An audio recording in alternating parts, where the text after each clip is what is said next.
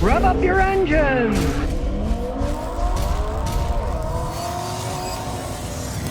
Well, now Tesla is facing a growing list of protesting people over Musk's political activities as the sales of Tesla starts to tank. Now, I always love this because originally lots of people on the left, they loved Elon because, oh, he's saving the planet with electric cars, which in itself is a myth too, but now they don't like his political stance. Well, a lot of people didn't like Henry Ford's political sentiments. But people still bought his cars, right?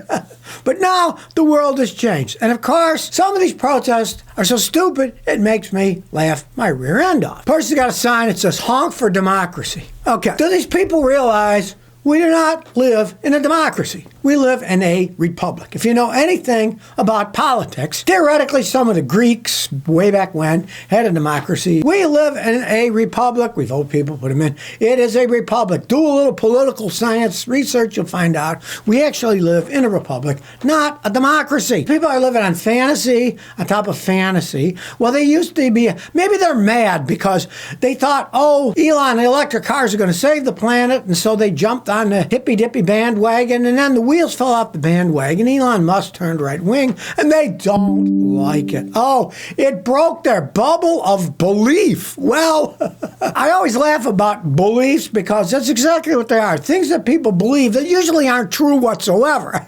You don't call them facts, you call them beliefs, right? So now they've swung around and they're all mad at him, and I guess maybe they've decided the electric cars aren't the way to go. I don't know, but I find the whole thing rather hilarious. As long as they're not destroying property and stuff, let them complain all they want. What do they say? Blah, blah out, blah, blah in. And I'm looking at one here on my news thing. There's 4 people standing there with signs. It's a real big movement, people, really big. You're going to change the world with your little 4 signs, one of which is incorrect. It says, honk for democracy. Well, we don't live in a democracy. We live in a republic. Well, if the new Trump 25% tax tariffs go into effect, how much is it going to make cars cost more? New, right? Well, there's all kinds of figures out there. Johnny, anywhere between $5,000 and $15,000 people are saying. But let me tell you something, people. There's one thing that we as consumers have power over. And that's power over what we actually buy, right? So let's say these greedy swines decide, I'm going to raise the price of this car $15,000. Nobody's forcing you to buy that car, right? Just don't buy it.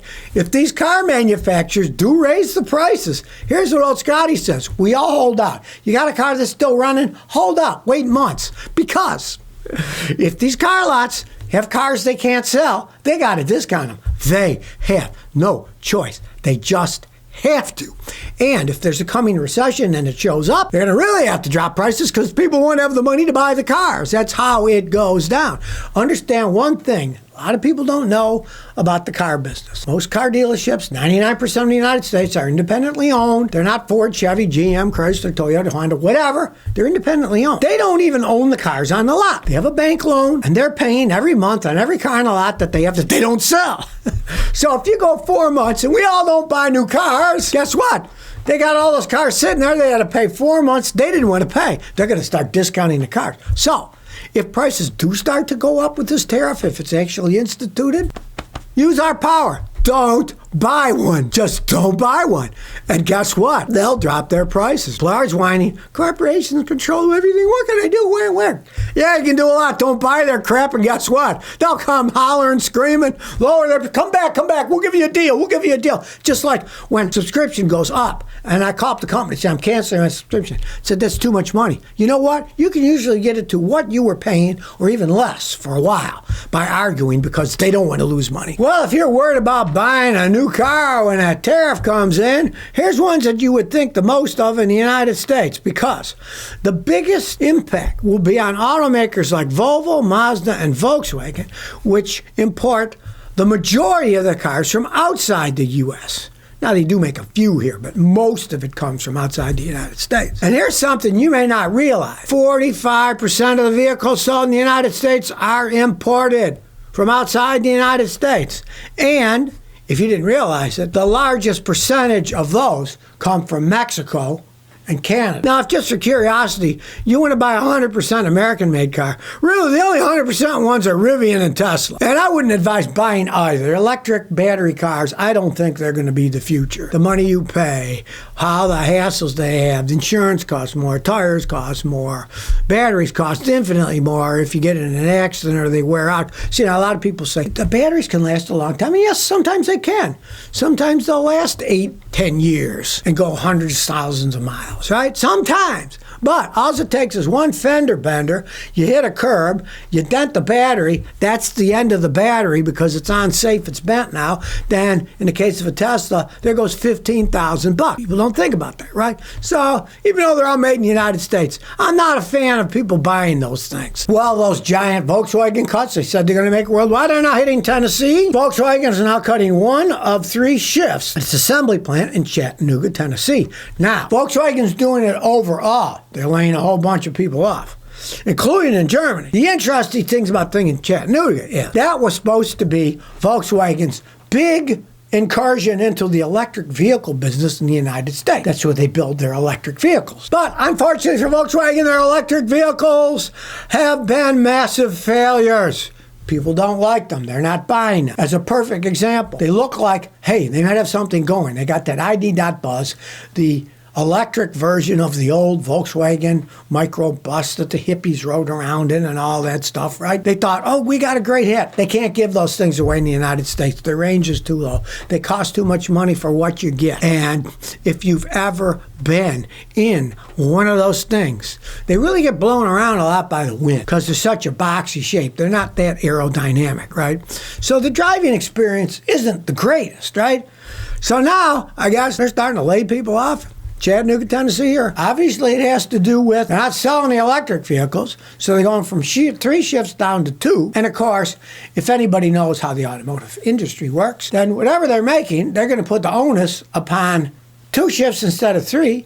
They'll probably make the workers work faster, build more cars per day. There'll be a real rat's nest going on with Volkswagen. Volkswagen's in trouble. It's a big thing. If you don't know, I can't understand how it came out to be, but Volkswagen is the number 2 manufacturer of vehicles in the world. Toyota makes the most. Volkswagen's number 2. So it's kind of a big deal. They're laying people off. And to me, it bodes towards there is a recession coming because, hey, they even said market forces and things, we're laying all these people off in Volkswagen. For example, just before Christmas, Volkswagen announced they were eliminating over 1/3 of its German workforce. That's 35,000 people out of 120,000 jobs. So, hey, things aren't looking peachy keen for Volkswagen, that's for sure. Well, if old Elon thought he's going to take the world by storm with his fast electric cars, the Chinese have passed him. A company called Yangwang, yes, Yangwang, has a 1,287 horsepower EV called the U7, which is under $90,000 in China. That is an insane amount of horsepower. And the interesting thing is that they're also offering a PHEV, one that has a 4-cylinder gasoline engine and a battery. So it's got insane range. So, as if things weren't bad enough for Tesla, well, at least I've got the people who want fast electric cars at that price range. Yep, this Model S Plaid. Hey, this thing would blow that out of the water with that horsepower, right? And the price-wise, too, it's cheaper. Now, of course, they don't sell it in the United States yet. But you can see the Chinese aren't fooled. They got this thing, fast electric car, but they also have a hybrid model. Now, if Tesla would have made hybrid models of his car, I guarantee you, he would be selling a heck of a lot more of them than he is. And it would be able to do a transition thing. But, you know, as per usual, people get stuck in a mindset.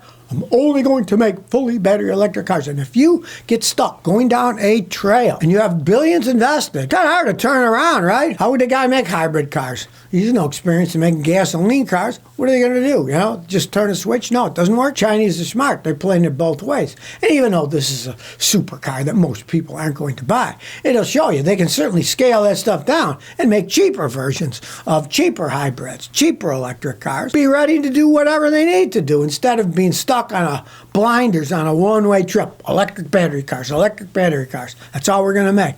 Well, guess what? If the public doesn't accept it and they go gaga over hybrid cars where there is no range anxiety, or PHEVs that maybe you can go 55 miles on battery alone, you can pretend it's an electric car. If you work 10, 15, 20 miles away, go back and forth, charge it at home, right? Not Just one-way trip, battery electric cars. That's it. We're not going to change. If you're inflexible in the business world, you generally end up the way of the dinosaurs, extinct. So, this guy says, I have a CX-90 where the 12-volt battery was stolen, and I had a heck of a time finding a replacement. Mazda wouldn't tell me what it was, other than the replacement would be $400. I finally found a group, and it worked perfectly fine. But now they're telling me that this voids the warranty on my car from Mazda. And then I found out, as I went to Mazda, they said, well, you don't have a warranty on it anymore. He didn't drive much. He drives 14 miles a day, right? And they said, you don't drive your car long enough, so you'd have to buy a new battery for your car yourself because we're not going to warranty, right? It's a 2-year-old car. Why on earth would they not have the good faith to replace a battery? The battery goes bad. Well, you don't drive enough, so we're not going to warranty your battery, which, of course, is total nonsense. I've been a mechanic for 57 plus years, right? 14 miles a day is plenty enough to charge up your battery. I had motorcycles that, hey, I might have driven 14 miles a week sometimes. I'm not using them much. They still ran, started, right? They're looking for any excuse not to give you something for nothing. Because, as I tell people over and over again, okay, you go to a Mazda dealer. Mazda Motor Company does not own that dealership. The dealership is a privately owned entity that Mazda gives them the right to sell Mazda cars, right? Because they don't want to have to build all their own dealerships. It would cost too much money, right? When you go to a dealership, you're not dealing with Mazda. You're dealing with, Charlie Green Mazda, then you're dealing with Charlie Green's company. And his whole thing is, he's not going to give you anything for free. He wants to make money, right? So don't be surprised when they deny warranty stuff. Or, as what generally happens, if you do have warranty work, you take it in. Then they tell you need $8,000 of other work, or you need to do, well, this maintenance needs to be done now. That's going to be $800. No, they're going to do is change your oil, Little knowledge goes a long way. Learn what's happening, and if at all possible, my advice is stay away from them. Well, if you've been driving down the road and you see a car wreck, you might think, man, that must have been a massive wreck. Look, those cars are all crumpled in. Well, they're actually built that way. Back when I was a kid, a safe car was a big, giant monster car because you had more volume, more space, and you can go through, and they did have seat belts. I'm not that old.